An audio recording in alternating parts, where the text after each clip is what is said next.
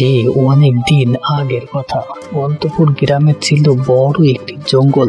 ওই জঙ্গলে বাস করত একটি বাঘ ও সিংহ। বাঘ ও সিংহের বন্ধুত্ব ছিল খুব বিষাক্ত। কখনো কেউ তাদের বন্ধুত্ব ভাঙতে পারত না। আর ওই জঙ্গলের পাশে ছোট্ট একটা গুহায় বাস করত একটি শিয়াল ও তার দুটি ছানা। সবকিছু মিলিয়ে সবার দিন খুবই ভালোই কাটছিল। একদিন শিয়ালটি তার বাচ্চাদেরকে বলে, সোনামণিরা, তোমরা শোনো, আমি তো ভেবেছি তোমাদের বাবার সাথে দেখা করতে যাব, কিন্তু তোমাদেরকে নিব কিভাবে?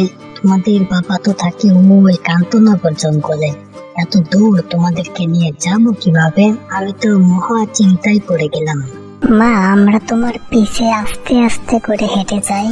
না রে বাবা, তোরা এত দূরের পথ যেতে পারবি না। কিছুক্ষণ পরেই তোরা ক্লান্ত হয়ে পড়বে না। তোরা গুহায় থাক, দেখি তোদের জন্য কোনো ব্যবস্থা করতে পারি কিনা। এই বলে শিয়ালটি জঙ্গলের অলিতে গলিতে ঘুরতে থাকে। কিছুক্ষণ ঘোরার পর শিয়াল বলে, আরে বাহ, বুদ্ধি তো একটা পেয়েছি। বাঘ সিংহ দুই বন্ধুর কাছে আমার বাচ্চাদেরকে রেখে দিলেই তো হয়। আগে দেখে আসি দুই বন্ধু বাসায় আছে কিনা।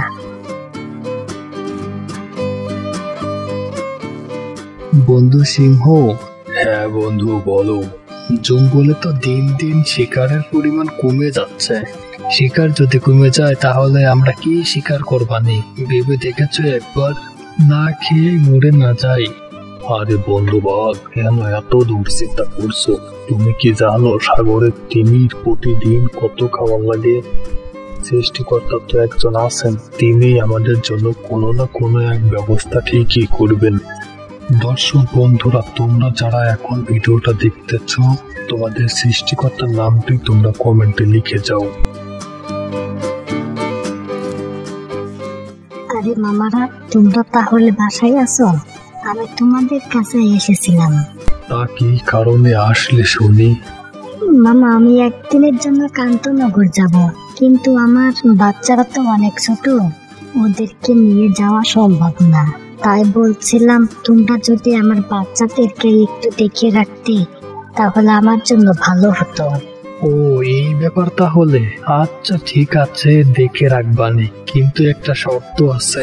কি শর্ত মামা? ফিরতে সময় আমাদের জন্য কোনো না কোনো শিকার ঠিকই ধরে আনবে কিন্তু। আচ্ছা মামা, ঠিক আছে, তাহলে আমি আমার বাচ্চাদেরকে দিয়ে যাচ্ছি। বন্ধু, গুহায় বসে শিকারের ব্যবস্থা করে ফেললাম। কেমন হলো বিষয়টা?